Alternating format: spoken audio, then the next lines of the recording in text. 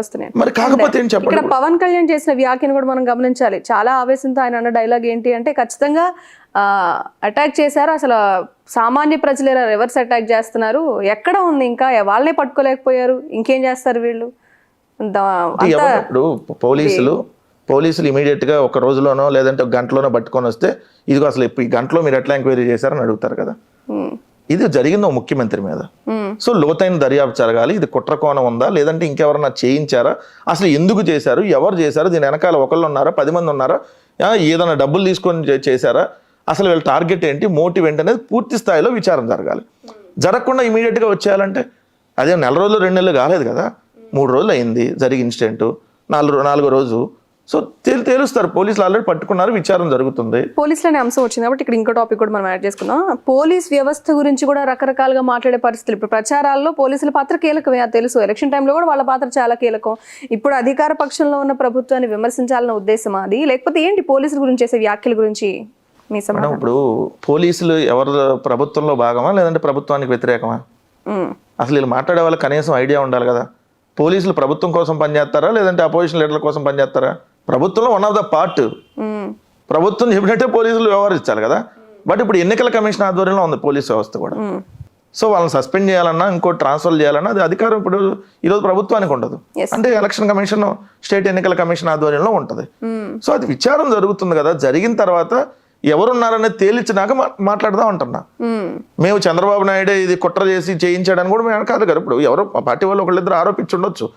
లోతైనటువంటి విచారం జరగనిండి. జరగకుండా ముందే మీరు గుమ్మడికాయలు దొంగ ఎవడు, రాయేసినాడు ఎవడంటే మేమే అని చెప్పి మీరు ప్రూవ్ చేసుకుంటా ఉంటే దానికి అర్థం ఏంటి? అజ్ఞాతంలోకి ఎందుకు వెళ్ళాలి బోండావమ్మా?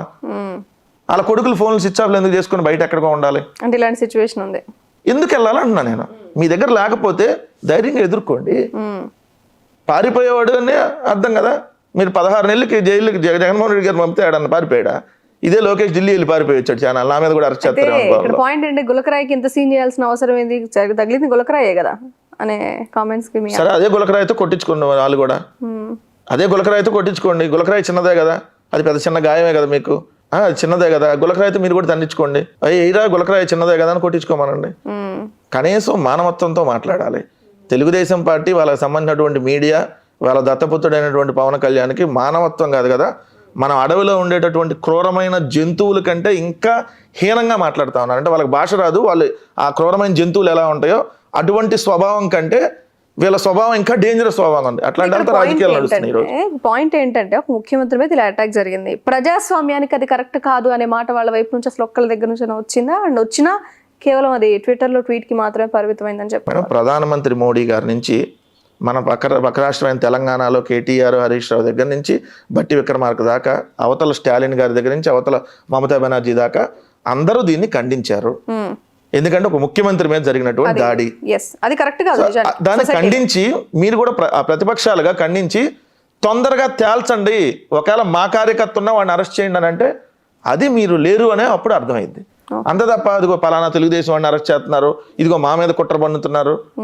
ఈయన దుర్గారావు వాడు తెలుగుదేశం అయితే అంటే వాడు అది చేయకూడదా, అంటే అరెస్ట్ చేయకూడదా? దుర్గారావు ఉన్నాడా, దుర్గారావు వెనకాల బోండావమా ఉన్నాడా, బోండావమా వెనకాల చంద్రబాబు ఉన్నాడా, లేదంటే అసలు ఎవరున్నారు, వీళ్ళకి సంబంధం ఉందా లేదా, ఇంకెవడన్నా ఉన్నాడా, తేల్చాల్సిన బాధ్యత పోలీసుల మీద ఉంది. తేల్చినాక ఖచ్చితంగా దాని మీద మీకు ఏమైనా అభ్యంతరాలు ఉంటే కోర్టుకి వెళ్ళొచ్చు, ఎలక్షన్ కమిషన్కి వెళ్ళొచ్చు. ప్రధానమంత్రి మోడీ మీ జేబులో మనిషే కదా, అక్కడికైనా వెళ్ళొచ్చు. సో చెబుతారు కదా ఇప్పుడు చంద్రబాబు నాయుడు గారు, మోడీ గారు మేము అంతా పొత్తు సూపర్ గీపరం. మొన్నటిదాకా మోడీ ఏమో వేస్ట్ పిల్లాన్ని చూసుకున్నాడు, ఈ దేశాన్ని ఏం వెళ్తాడు అంటాడు. ఇప్పుడేమో మోడీ అంత గొప్పవాళ్ళు అంటాడు. ఇవన్నీ వాళ్ళకి అలవాటే కాబట్టి పొద్దున ఒక మాట మాట్లాడతాం, మళ్ళీ సాయంత్రాన్ని దాన్ని మార్చేయటం. గజనీ కంటే ఘోరంగా మాట్లాడతారు వీళ్ళు.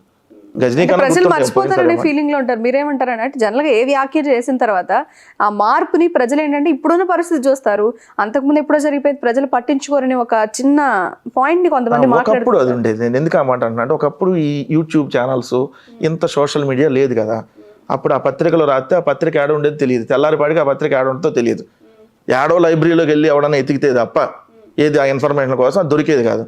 ఇప్పుడేంటి, చంద్రబాబు నాయుడు నాడేమన్నాడు నేడేమన్నాడు బాక్స్ వేసి మరీ వస్తుంది. వద్దన్న కింద ట్రోల్ అవుతూ వస్తుంది. మనం స్క్రోల్ చేస్తుంటే యూట్యూబ్లో, అరే చంద్రబాబు నాయుడు మోడీని తిట్టింది, మోడీని పొగిడింది, మీరు వద్దన్నది కింద చూపిస్తున్నప్పుడు జనాలు ఎట్ట మర్చిపోతారు?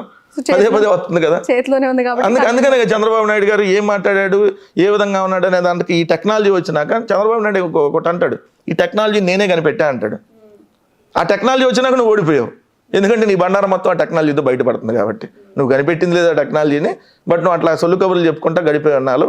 ఇప్పుడు ఆ టెక్నాలజీ వచ్చినాక నాడు బాబు ఏమన్నాడు, నేడు బాబు ఏమన్నాడు, నాడు బాబు కొడుకేమన్నాడు, నేడు బాబు కొడుకేమంటున్నాడు, నాడు పవన్ కళ్యాణ్ని ఇదే తెలుగుదేశం వాళ్ళు మల్లెపూలు బాగా నలుపుతాడు అన్నారా లేదా? ఈరోజు మళ్ళీ మల్లెపూలు కాదు ఇంకా బాగా ఏదైనా మాట్లాడుతా పవన్ కళ్యాణ్ పొగుడుతున్నారా లేదా ఈ తెలుగుదేశం వాళ్ళు? ఇవన్నీ వచ్చినాయి కదా. వచ్చినప్పుడు మరి ప్రజలకి మర్చిపోదామన్నా, ఒకవేళ గుర్తు లేకపోయినా యూట్యూబ్లు గుర్తు చేస్తుంది కదా.